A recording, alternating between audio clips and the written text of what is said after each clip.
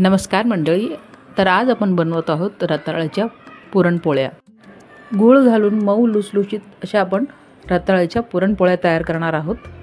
सर्वात महत्त्वाचं म्हणजे आपण रताळ्याचं पुरण शिजवणार नाही आहेत, आपण डायरेक्ट असेच पुरण तयार करणार आहोत.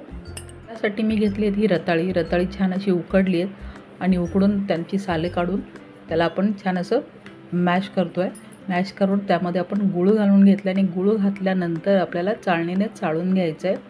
चाळणीने चाळल्यामुळे कसं म्हणजे त्याच्यात थोडीशी जे काही शिरा असतील तर त्या निघून जातील आणि आपल्याला पुरण छान असं मऊसर मिळेल.